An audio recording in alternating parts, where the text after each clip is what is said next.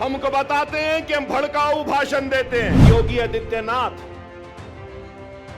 ने अपनी तकरीर में कहा कि बटोगे तो कटोगे। बीफ के नाम पर, मॉब लिंचिंग के नाम पर, घर वापसी के नाम पर, सर पे टोपी पहनने के नाम पर, दाढ़ी पालने के नाम पर जो तुम काट रहे हो।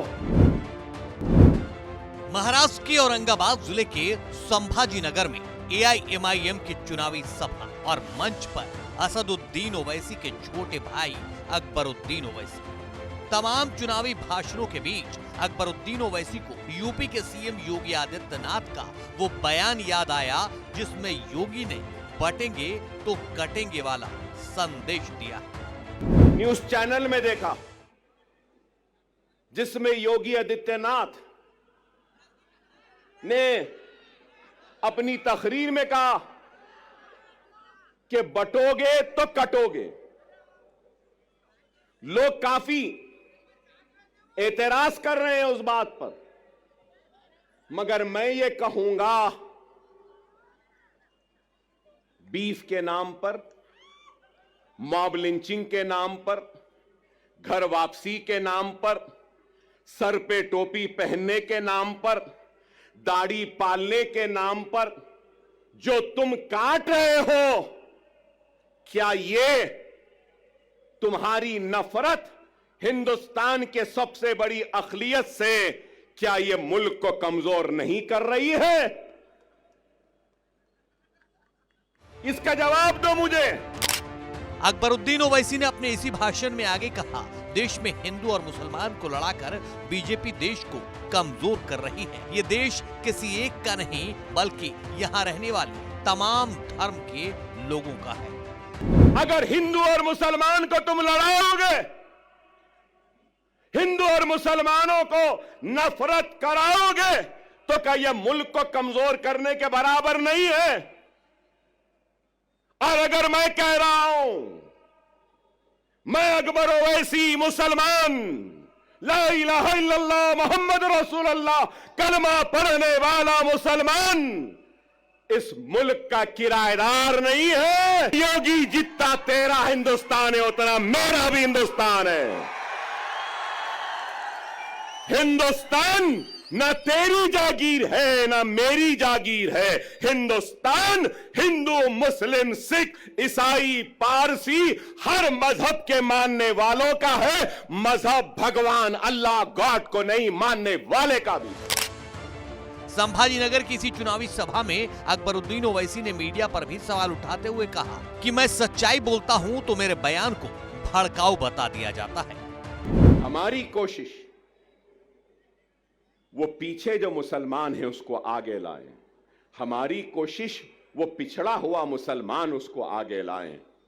अल्लाह उसके रसूल की कसम, जब मुसलमान आगे आ जाएगा तो अगर पीछे ब्राह्मण रहेगा तो उस ब्राह्मण को भी आगे लाने का काम हम करेंगे, क्योंकि हमने दस्तूर पे हलफ लिया है, पिछड़ों को, कमजोरों को आगे बढ़ाना हमारी जिम्मेदारी है। ये हमारी सोच है। लेकिन हमारी सोच को मीडिया हाउसेस, अभी इम्तियाज जलील साहब ने मुझसे कहा कि इनके साथ साथ वो आपके दोस्त आए हैं, तो ये हमारे दोस्त हमको बताते हैं कि हम कम्युनल हैं, हमको बताते हैं कि हम भड़काऊ भाषण देते हैं। भड़काऊ नहीं देते, हम हक बयान करते हैं।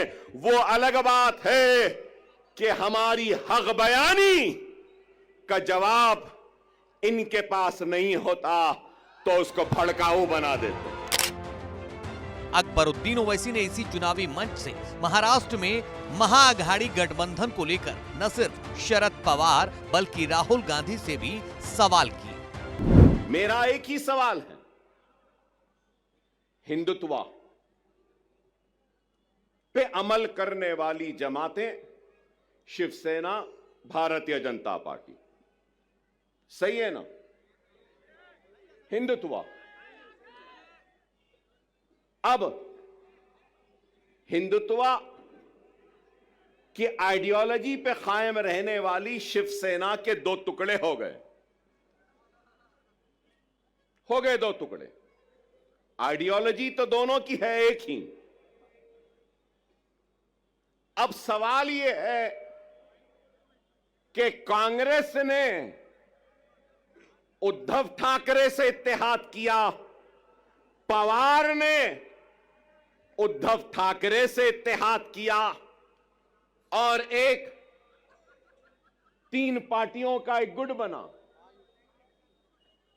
तो मैं ये पूछना चाहता हूं, उद्धव ठाकरे जी, क्या आप हिंदुत्व का सबक राहुल और प्रियंका गांधी को पढ़ाने में कामयाब हो गए या नहीं हुए? मेरा सवाल है, राहुल व प्रियंका, क्या आप कांग्रेस के सेक्युलरिज्म का सबक पढ़ाने में उद्धव ठाकरे को कामयाब हुए या नहीं हुए?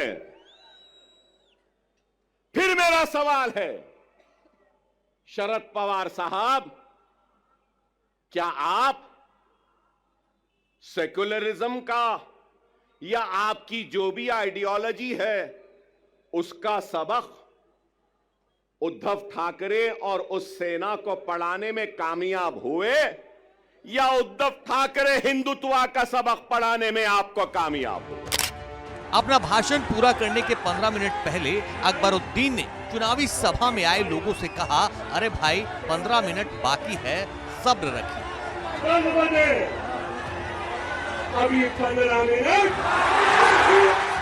ओवैसी के इस विवादित बयान को 12 साल पहले दिए गए भाषण से जोड़ा जा रहा है। दरअसल 2012 में भी अकबरुद्दीन ओवैसी ने 15 मिनट वाला भड़काऊ बयान दिया था, इसलिए बाद में खुद ही मंच से कहा, न वो मेरा पीछा छोड़ रही है, न मैं उसका पीछा छोड़ रहा हूं।